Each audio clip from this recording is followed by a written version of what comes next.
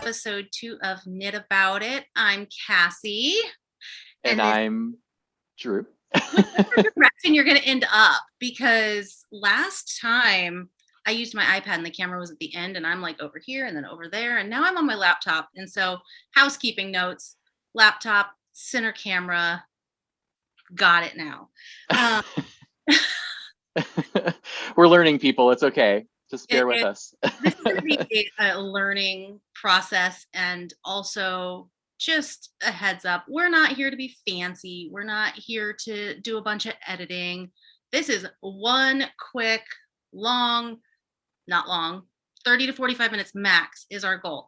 But just one straight shot. I'm not cutting things out of the middle. You're getting the full unedited Cassie and Drew time, which is, it can be wild. It could be, it could be a fun time. That's all you need to know.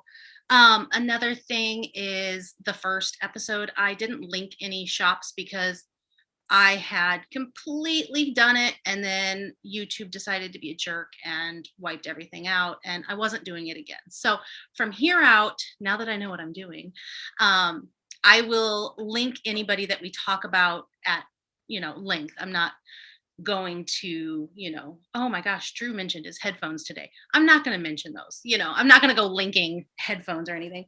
But products and shops that we mention that are of note, I will note below. And if you don't mind, like and subscribe to this here channel. Like us, subscribe to us. It's just clicking a button. It's really easy. It's super easy, and then it'll let you know when we're here. The other thing is we're going to try to get on a schedule, I think.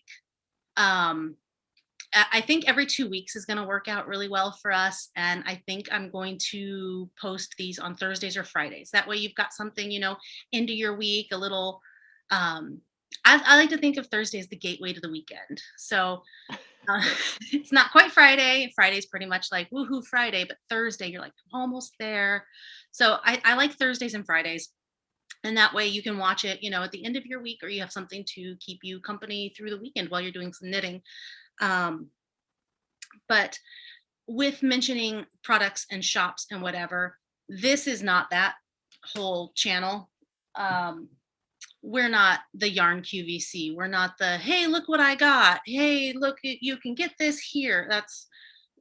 This is not that. We'll mention yarn, we'll mention products, we'll mention, whatever, and where to get them if you really want to, but that's not really our goal here. It's not what we're about.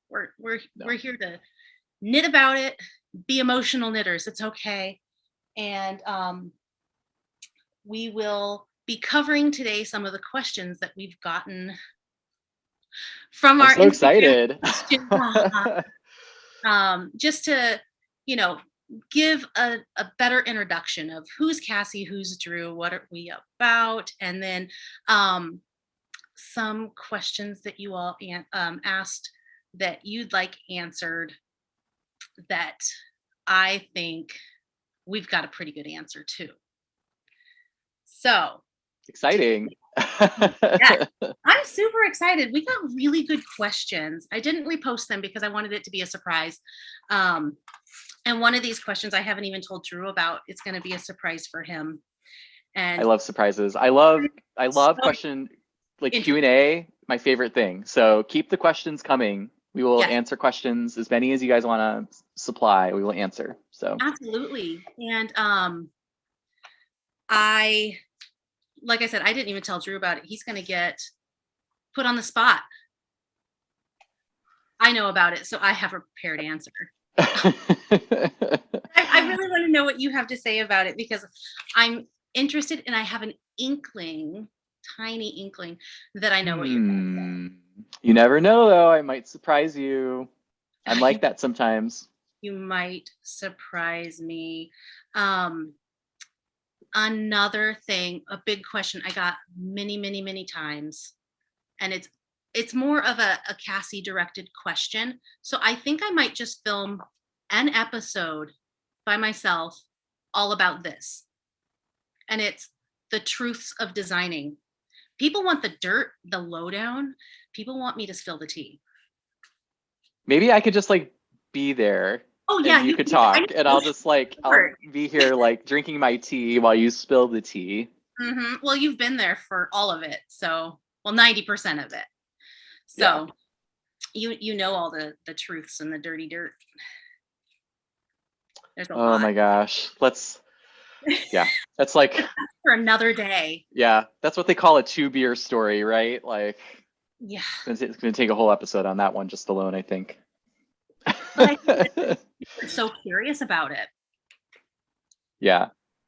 Because they know that there's dirt. It's not all like rainbows and sunshine and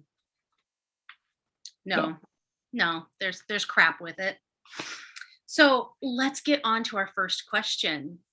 And I'm going to direct this one to Drew. And this is your surprise question. Are you ready? Oh yeah, I'm ready. Yeah, I think I'm ready. Biggest knitting screw up? Where do I even begin? What's the one? Oh my gosh, the biggest knitting screw up. Biggest fail.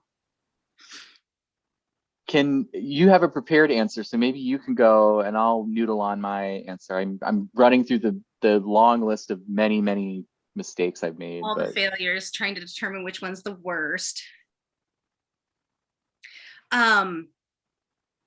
I have to say, and this is calling myself out on some bullshit. I designed a pattern, and this goes into the designing thing that we'll be covering some other time.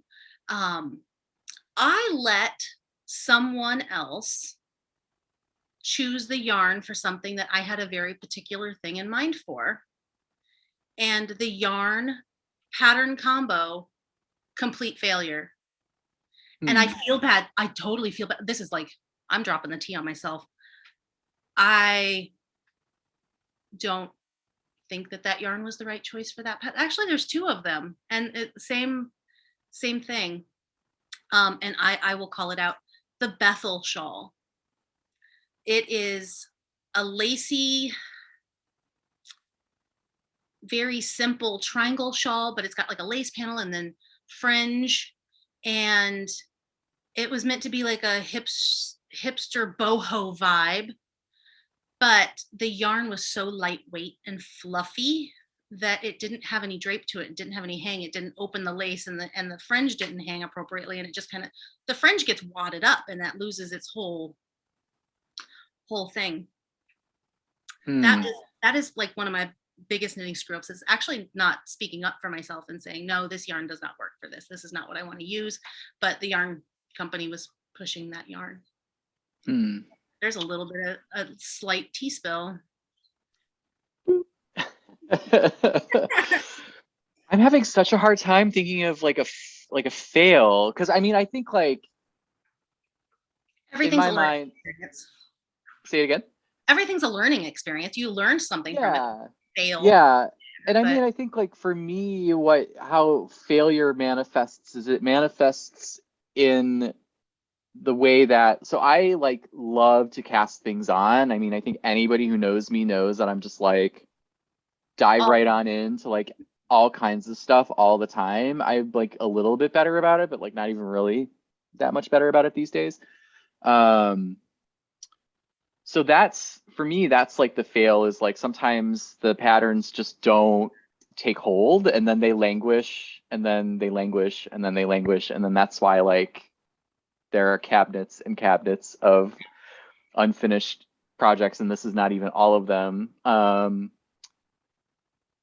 You know, and I think the other thing I would say, but I'm curious, like you said that you thought you had an idea of what I would say, so I want to know what you're going to say. But I also think that you have to discover like what you like to make. And I think you only find that out through experience. So there are certain things that I just really don't knit very much, like socks. I'm just not really into socks. It's just not my thing. So yeah, I think, yeah, that's my answer. But what were you going to say? I'm curious. I want to know. I was going to say not focusing on a project long enough, casting on everything. Like that's. Well, there you go. I think that's where you know me well. You yourself would call yourself out on that one. Yeah. Cast on guy. But you know what? I think it's also important to go with your heart and be like, I'm really excited about this. And jumping on something when you're excited about it is, I mean, that's part of the joy of knitting, right? Yeah, I mean, I could, yeah, I think so. And it's supposed to be fun. So I think that's the other thing. It's just like, I'm not like dogging the question, but like failure in knitting, is there really such a thing as that? I don't really know. I mean, like Cassie said, you learn, you got to try stuff out, you got to be bold, you got to go for things that are difficult or unique or weird, or like you look at it on Ravelry and you're like, only one person or maybe even 0 people have made this, but it looks cool. So I could say go for it. Life's too short. Yeah, you Dive can always in. figure it out. I mean, there's Yeah. no solid hard unless you're steeking something. But Yeah. generally you're not losing all your yarn if it is a dud, unless you've steeked it. If you've Here's steeked the other thing that make something else out of it.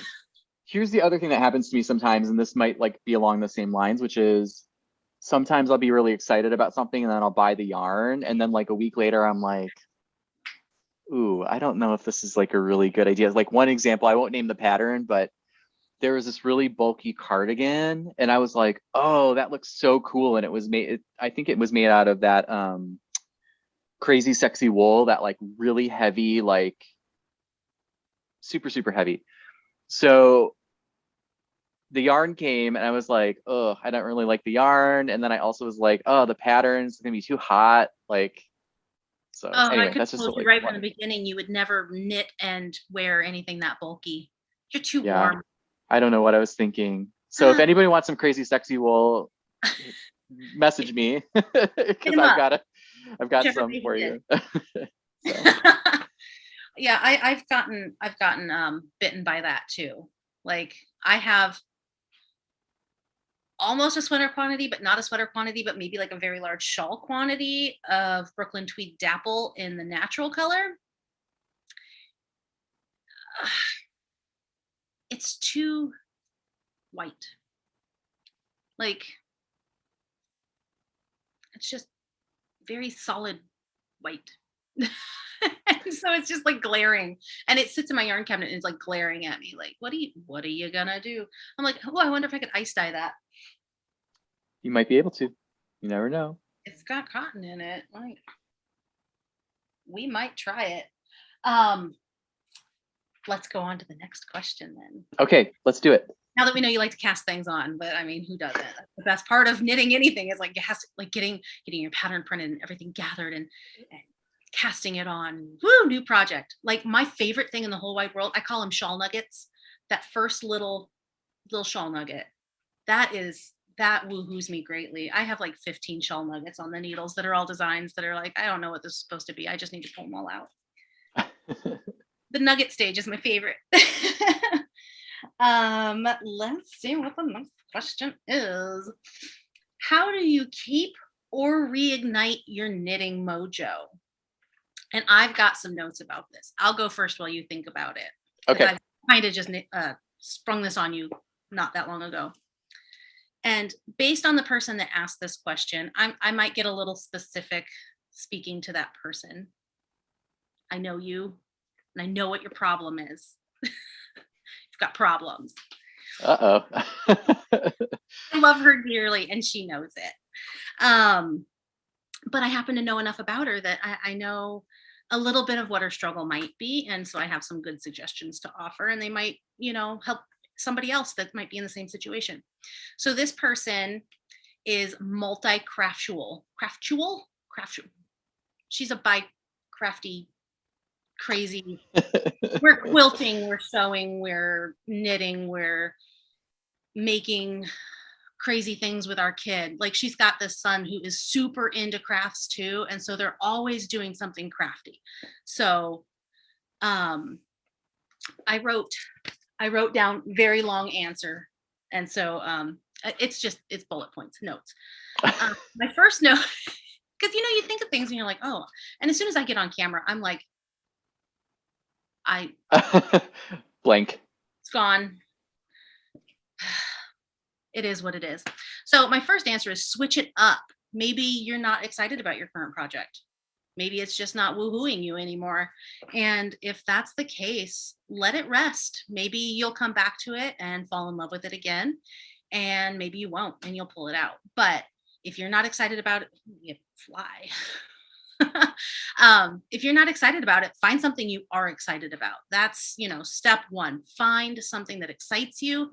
And number two, find a yarn that excites you. Don't I really want to make this, but I already have this yarn in my stash and I know it can work, but I'm not excited. Get excited about something, especially if you haven't knit for a really long time and it's something you want to dive back into.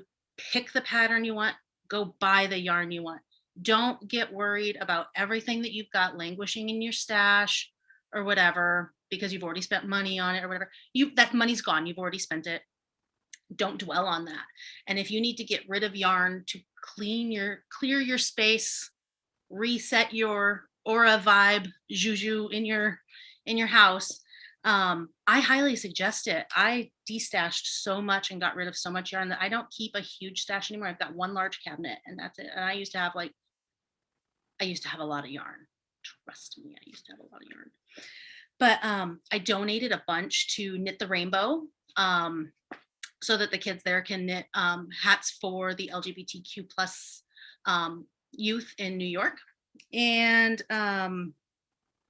my other is quieting your mind surrounding your craft. Turn your craft time, like we talked about last episode, into a ritual. Sit down, carve out the time for yourself, light a candle, and get really good tools that are pretty and excite you about that as well. We can use plain old ring stitch markers all we want, or, whatever, but there's something to be said about having beautiful tools to beautifully do your craft. And I think some of that can ignite your knitting mojo. Load up some audiobooks, podcasts, so you have the time to sit and you don't feel like this is all I'm doing is I'm sitting and it's selfish, and let it be your selfish time. And spend that intimate time with your craft. I think that is really key to falling back in love with it. And I am so guilty of knitting something very slowly because I stop and admire it the whole time. Like the Glenmore sweater, that was love and stitches. It was, like you had said, it's the balm holding 2022 together. Yeah. And definitely. It was a salve for my soul. And I would stop and I would just pet it and admire it. And I was loving knitting very slowly on that sweater, appreciating every stitch. And finding a project like that can be a game changer. It was for me. I was in a rut. I was not happy with, craft and knitting. And I was in a bad, ugly place, design-wise, more tea. And that sweater pulled me right out.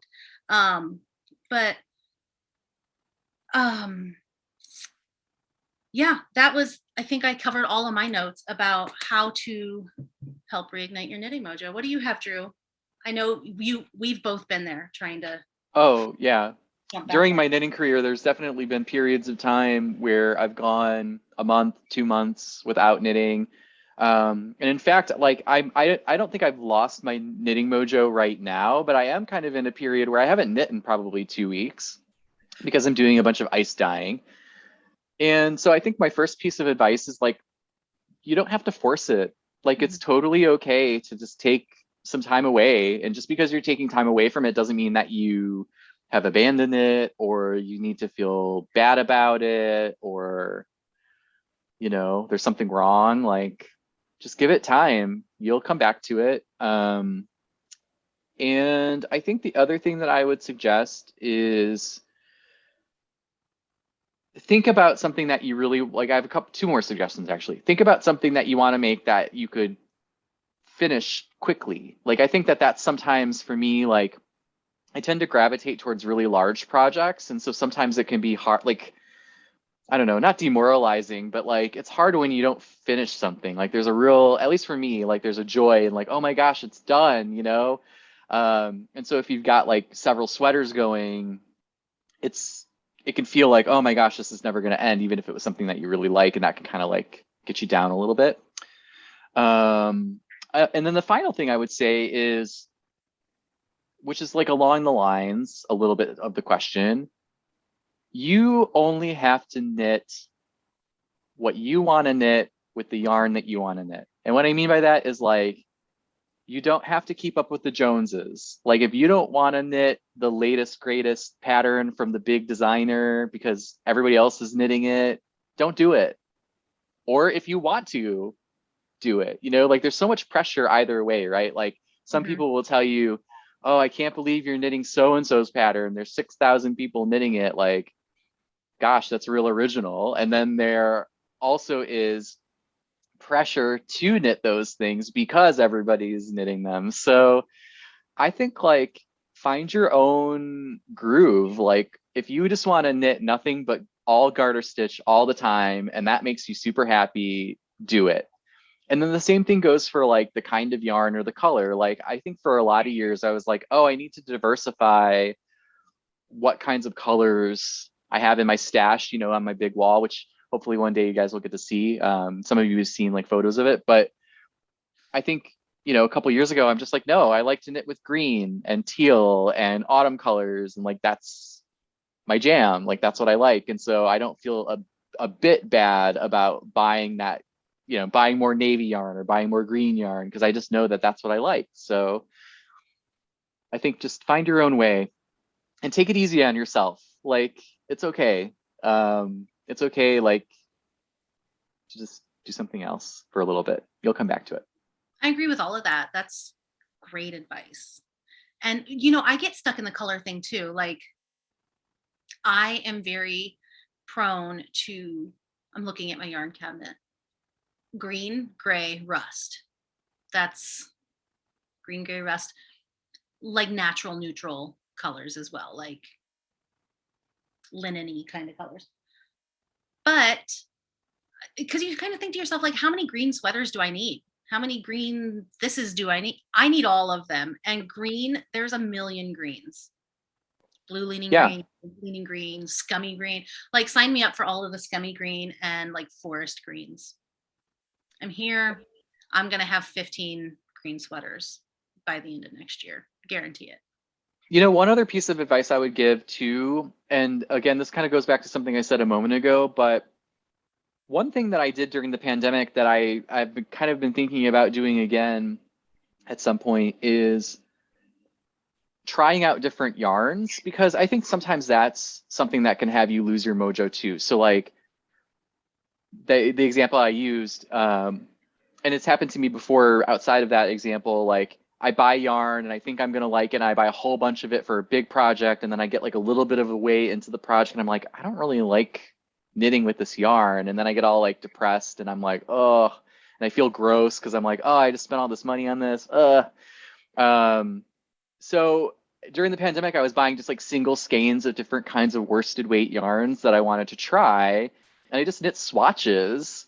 So maybe it's like a little bit, I don't know, maybe some people would view that as wasteful, but I don't really view it as wasteful. I view it as like experimenting and yeah, just like seeing it, how the fabric is. And so, you know, I that's another thing to just consider, like try out something new and see if you can discover some great yarn that's going to motivate you, because that's, if it's unpleasant on the needles, then you're not going to want to knit it, you know? Yeah. And another that brought me to a thought. Check with your local yarn shop. I know my local yarn shop, Castaway, they keep all of the little cakes from like whatever projects they've done of yarn that they have in the shop, and they sell them. They have them all on a big display rack at the checkout, and you can buy them by the gram or whatever, or you know, and they kind of market it to you as, do you need just like a little bit of an accent color or doing some color work or something like this? Like we have these little bitty quantities of, you know, leftovers. That would be a great way to try out yarns. So even if your yarn shop doesn't have that, you could ask them like, do you have any scraps of this that I could like try it, thinking about knitting a sweater in it? And I'm sure, you know, I mean, if you're going to buy a sweater quantity of yarn from them and they have a scrap laying around, I'm sure they're going to give it to you. So check. Doesn't hurt to ask. The worst they could say is no. Sorry, the dog is making her bed. She's digging to China. Is that what's happening? The dig, dig, dig. Yeah. Mm-hmm. Getting comfortable, making a whole lot of noise doing it. So I think your answers were great. Knitting mojo is important though. If don't, like you said, don't force it. If it's not there, don't force it. Don't be so hard on yourself. Like, this is what Netflix is for. Watch some Netflix or take a walk, do something else for a little bit, and then come back to it. Yeah. And in regards to the person that asked the question, my friend that asked that, personal advice I can give to you is quiet your mind about your crafts completely. She's like coughing something up now. Focus on what is making you happy at the moment, because I know that there's a lot of dabbling of this and this and this and this, and you've also got a lot of other stuff going on in your life, work, school, kid, all of that. Don't feel like you're not a successful knitter just because you're not knitting right now.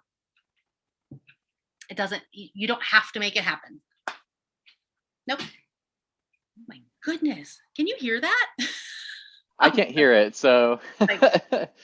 She's got really bad allergies, so she's got a little cough right now. And I'm like, I hope I didn't give her COVID, because that's like my worst nightmare, is giving my dog COVID. So our next question is about Peloton. Drew and I are Pelotoners. And what they kind of wanted to know is just our general little, like, what do we do Peloton wise? Who our favorite instructors are, what kind of classes we like. Go. I am a pretty new Pelotoner, and I go through like spurts, and I'm starting back up again. So I do the spinning. That's like the thing I do. But like what I would say to anybody who's interested in Peloton is it's so rich. Like, there's so many things you can do, like yoga, strength, arms, all kinds of stuff. So it's really cool for that. But I generally do like 20 and 30-minute classes just because it's hard. I feel like the longer classes, because there's like 45-minute, even some like super long ones, it's too much for me. But 20 to 30 minutes. And the instructors that I like like a lot of them, but I like Allie Love a lot. I like Jess King a lot. I like Cody sometimes, but his energy can be like a little too much for me. Though I will say, I took a chance on a Disney ride, and like I was totally like, in my mind, I was like, I think this is going to be too insane for me, but I did it anyway, and I actually like really, really liked it a lot. So try some stuff out. And then I actually did my first ride, I guess it was yesterday, with Cassie. We did a ride at the same time, a live ride with Tunde, and it was a hip hop. It was really good. And she was like, it was tough. Like I felt it like for most of yesterday. I was like, I think I was warm for like 5 hours after the ride, partially because I'm out of shape, but like, yeah, but partially because like she really like kicked our butts. But that's the beauty. Peloton is like, I guess it's not the same as knitting, but it is similar in that you have so many choices. So find your groove, find who you like, find who like resonates with you, whose vibe you like. I think for me, I like Allie Love because she's real chill, and I like Jess King can kind of be that way too. So I don't know. Those are my thoughts. But what do you think? That's the first time I've heard anybody call Jess King chill. She's like, I don't know. She's my wild woman, and I love her for it. So yeah, my favorite instructor, hands down, is Jess King. She's the wildfire of Peloton. And she's saucy redhead. Love it. My other favorites are Dennis, Emma Lovewell, very high. I like Emma. I like her too. Tunde, always. If you want an ass kicking, Tunde's your girl, as well as Jess. Jess isn't going to take it easy on you. And my favorite class type is sweat steady. I've got Drew to do a sweat steady once. Didn't I? She made me do a 45-minute sweat steady. I cannot believe that I Okay. made it, but I did. But it was really, really hard. But didn't you feel amazing afterwards? Like, I am a badass and I can do anything. That's what that class was for me. I told Cassie this the other day, yesterday actually, so yesterday, but I always forget, like, so I do Peloton in spurts, and whenever I come back, I always forget like how sweaty you get. It doesn't matter who you're riding with, it's like you're just drenched in sweat. But it's good because you feel like you're really doing something good for your body, and it's it's good. So and I'm a big proponent or supporter of movement as medicine. It's like, even you don't have to have weight loss goals or whatever. Working out is just good for your soul. Like, I get really stressed at work often, and there's been times like, so I'm an emotional knitter, and that's where I'm like, knit about it. I'm going to knit about it. I have an emotional day at work. I'm like, I'm going to go fuck it up on the bike about it. And I get on a Jess King ride, like an EDM ride, and I just pound it out on the pedals, and it's like such a release, and you just feel so good afterwards. And the same's to be said for like my Saturday morning. Like, sweat steady happens Saturday mornings generally, and that's like my like start to the weekend. Like, I'm going to go on that sweat steady. I've had a hard week, and it just resets my mind for the weekend, and I can relax and enjoy my weekend, and it quiets your mind. Like, you've just gotten all of that out, and that's what it does for me. It's more mental than physical, but then also, like, physically, I feel so good afterwards. Like, your endorphins are so high and it's blissful in a way. And you're sore and you're whatever, and I worked out, and I actually like really enjoy that feeling too. There's that little bit of muscle soreness, like, yeah, I worked out and I did that. It feels good to me because it makes me feel strong, because I know I'm just getting stronger.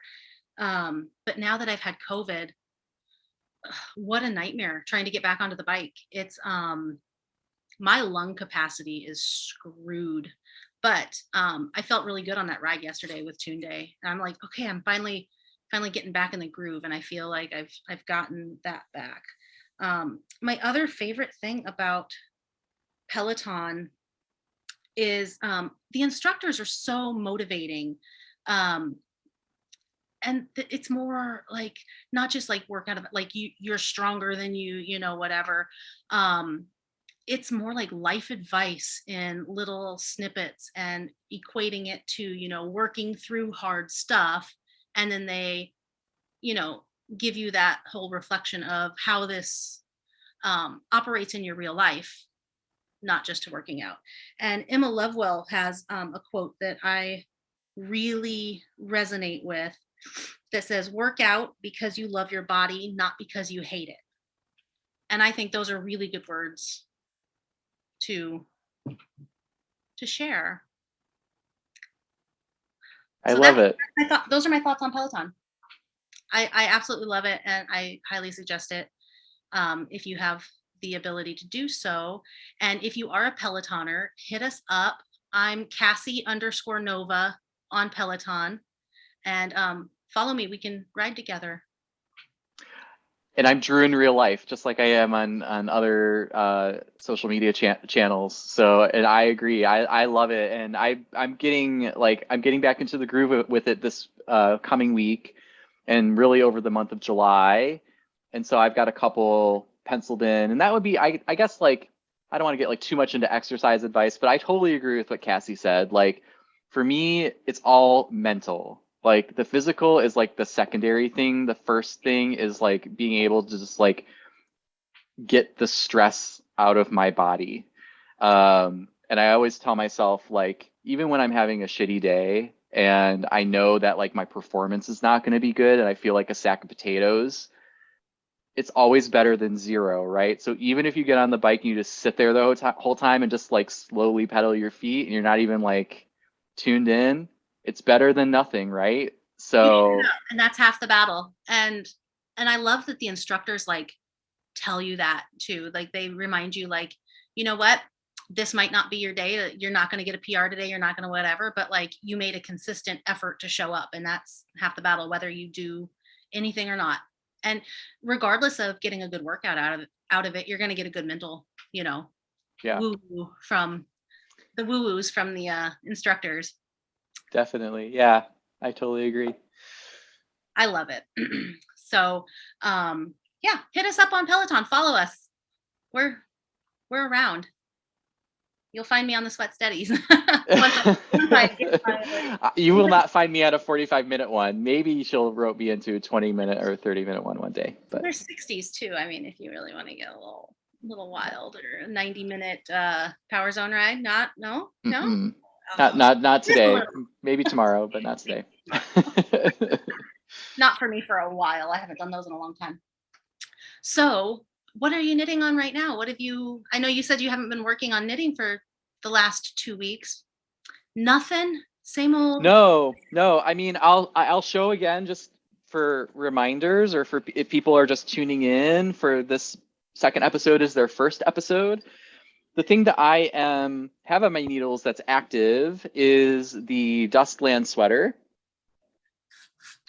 So I've split for the sleeves. I'm going to Nashville in a couple weeks, and so I'm going to take this with me, and it's going to be my travel project. I for sure know that I will knit when I'm in Nashville, because I'll be seeing like knitting friends, and I'll be going to the local yarn shop where I learned how to knit, and doing like a knit night and stuff. So it's going to come with me.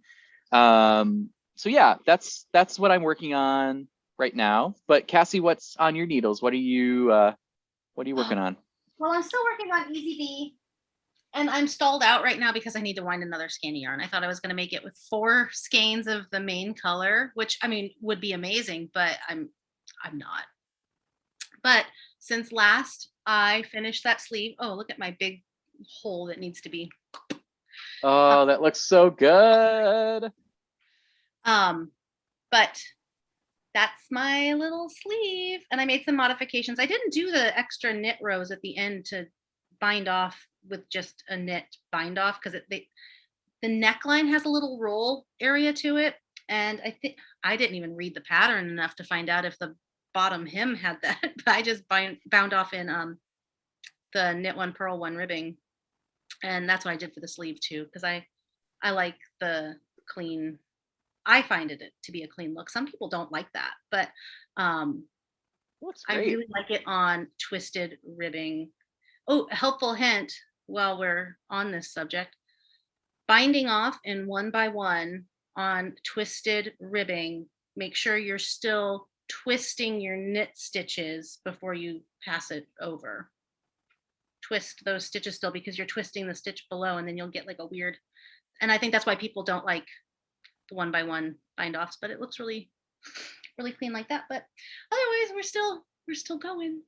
I love it so much, these colors. And we've been asked what colors. So Salty Dog, right? Yes. Close Call. Yes, it's a very moody close call, and that's why we picked that skein out, because it's moody. And then Deep Bump, and then back to Salty Dog, Close Call, Deep Bump. It's so good. I have those same colors because it's just too good. And it's so funny because I got that yarn both for Cassie for her birthday, but then also for myself at Fiberspace.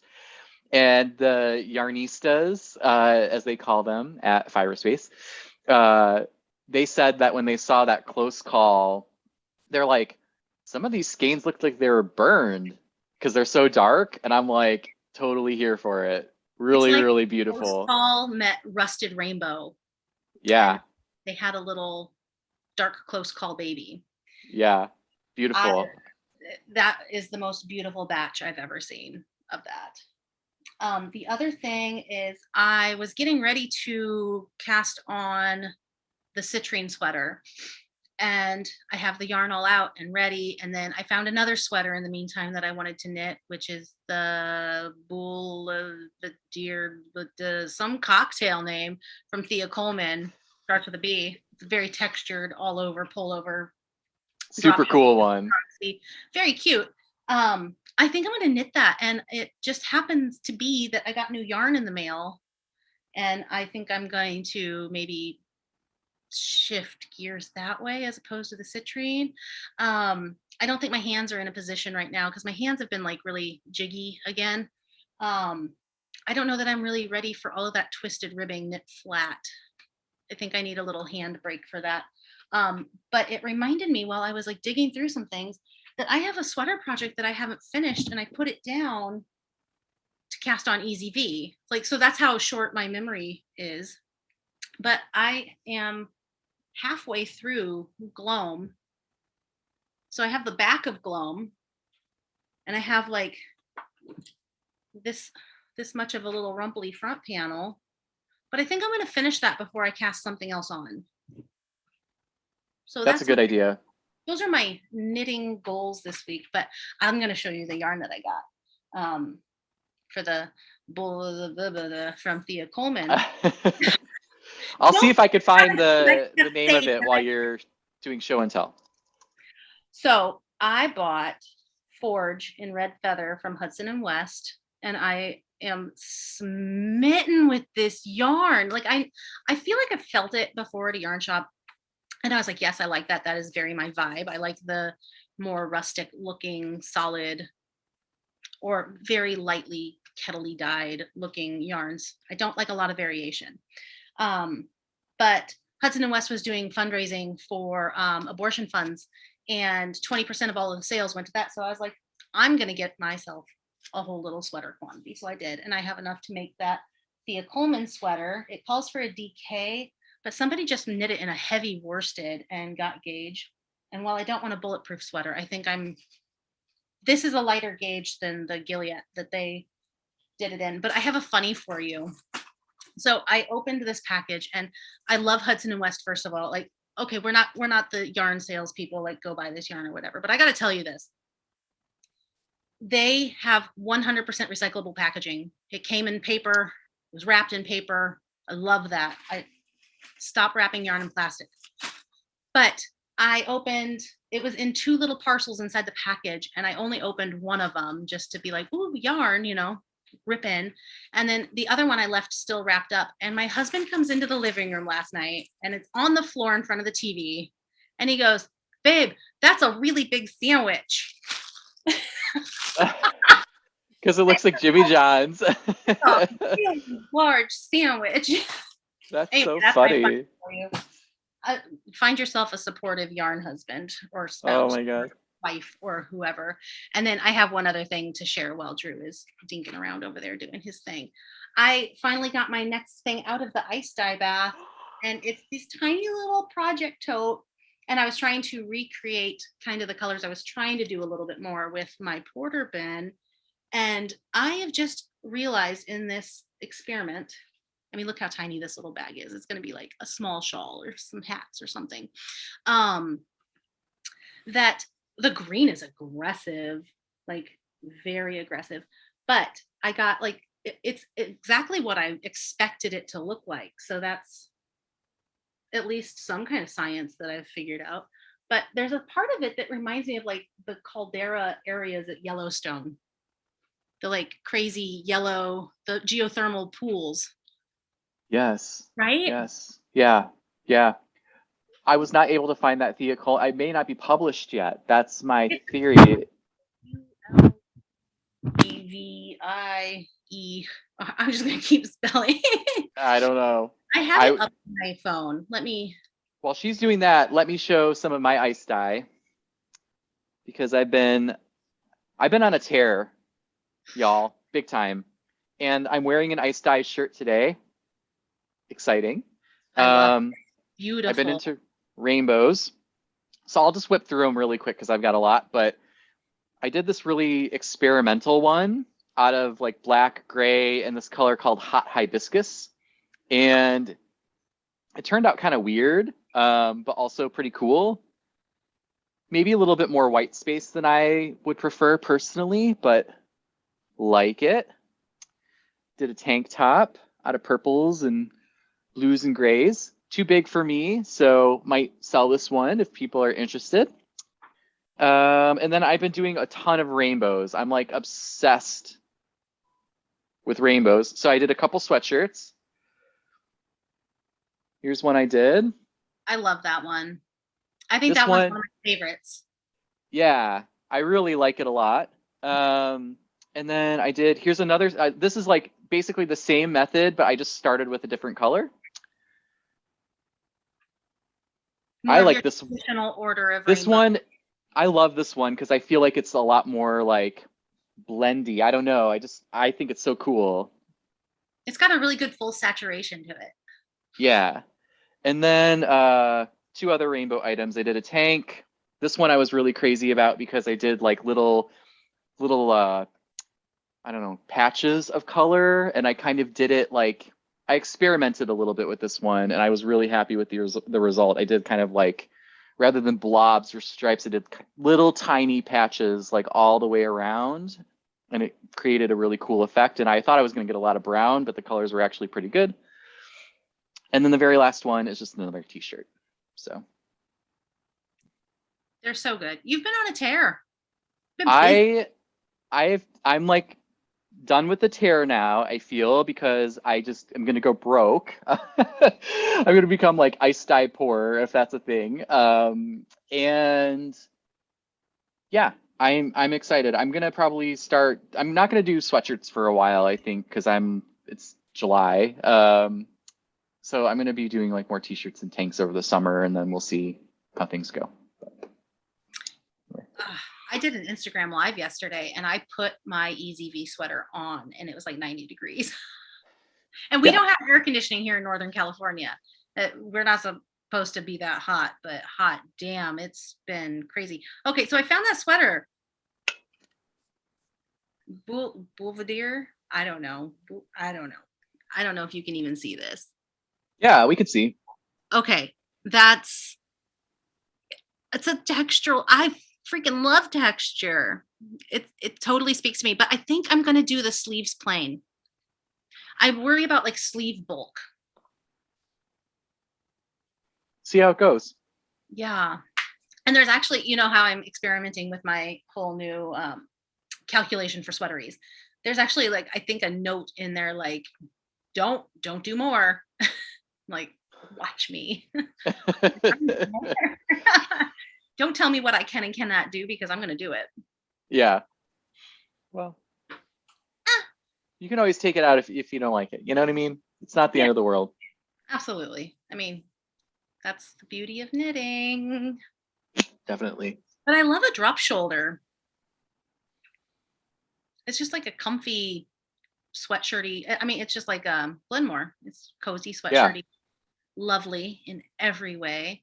But I'm excited to have something a little bit more lightweight. That Glenmore is like the deep winter of California sweater. Like I'm going to get a finite amount of time to wear it, but I'm going to wear it every moment I can.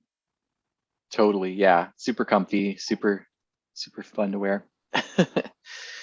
Yeah. And I know somebody else that's just decided to cast it on and bought the Cyrano yarn and everything for it. And so I can't wait to go on that journey. It's so good. I love that yarn. I get to like watch it unfold all over again. So yeah, there's another thing. Tag us in your projects we've made you make. I want to see them. Or anything you're excited about, like knitting wise. Like, yeah, we would love to hear. Love to, you know. I want to get involved. Maybe it'll be something I like. I mean, persuade me to knit something else, please. I need more projects. So I think we're going to be kind of wrapping it up as an effort to keep these a little short and truncated and bite-sized, not, a 3-hour long, blabbering session. I do have a call to action for everybody. And this kind of came about as I've seen a lot of my friends in my personal life struggling currently with, little bitty things that, like depression and pets that have passed away. And I mean, everything's so hard right now with the constant news cycle of crap that little things in life, I'm not saying that your pet passing away is a little thing. It's really not. Um, Bad example to put next to each other.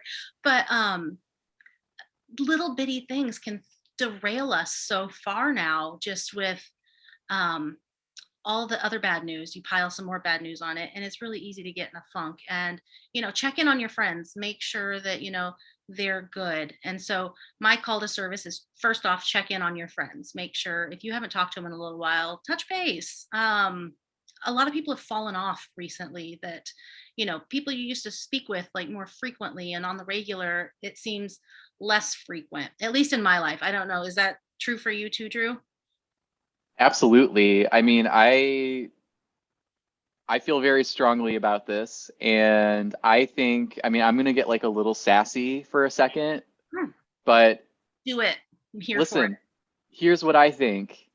If you could post 12 times a day on Instagram and on Facebook, memes and all the doom and gloom that's happening in the world, but you're not checking in on your friends, you gotta think about, you gotta like examine that. Time to reevaluate your Yeah. situation.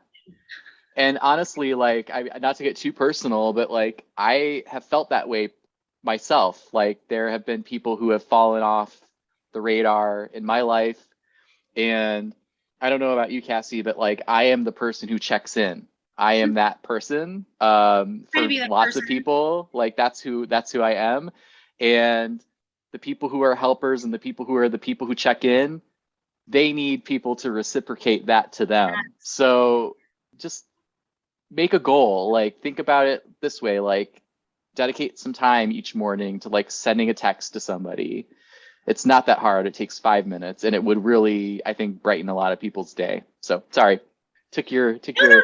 I tangent, but no. related. And I do feel strongly about that, because it's a lot of people are struggling. I agree with you so much, Cassie. Everybody's having a hard time, and we gotta care for each other. It's important.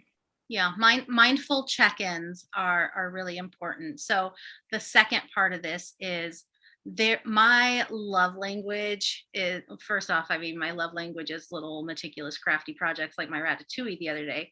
But my husband knows this. He's like, "Do you want a craft project? I've sliced zucchini."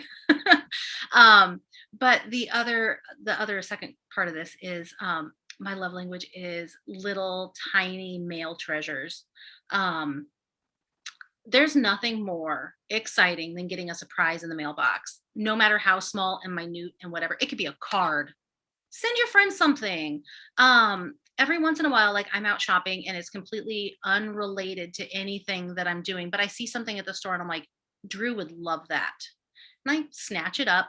I mean, it could be a $5 tchotchke. It could be, whatever. But if you look at something and you're like, you know what, I want to grab that. And I actually have grabbed things for quite a few of my friends, and I'm just waiting for the, you don't have to wait for the time, but it's just like, I know somebody's gonna, need something at some point in their life, and just send it away. Send a little treat to your friend. Send cookies. It doesn't matter. It doesn't have to be expensive. It doesn't have to be whatever, but just check in and be that. So I'm calling everybody to action on that, to do something like this for your friends, and then tell us about it. Post it. Give us ideas of what you can do, what kind of little things that you've sent or received and resonated with you. So um, let us know below. Comment. Give us comments. Tell us what you think. Ask us questions. Give us everything. I want to hear from you. Yeah, engage with us for sure. We'd love it. Whether it's on Instagram, on the Knit About It, what is it called? Account, page, whatever whatever they're called on Got it. Instagram, Yeah. and down below on YouTube. And you can also message us individually if you want. So yeah, We're we'd love to around. hear from you. We're here. Yeah. So I think that concludes episode 2. The second one. Boop boop.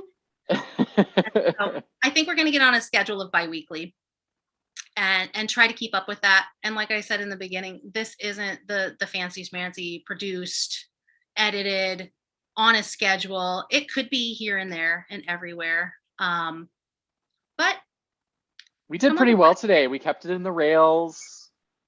I only swore like 2 times. We're doing pretty good. It's going well. We think, I mean, sure. you guys tell us, but. Yeah, I switched up the whole iPad thing. I don't feel like I'm like, where am I kind of thing. So we'll get there. We'll get it all neat and tidy, and it'll be messy too. And that's kind of part of the fun of it. I'm a messy person. I'm gonna say something and cause a mess. I don't know if you're that messy, but I'll take your word for it. Anyway, it was awesome to hang out with you today, Drew. Yeah, good to see you, Cassie, and good to see everybody out there. Thank you for listening and for watching. We'll see you next time. Bye.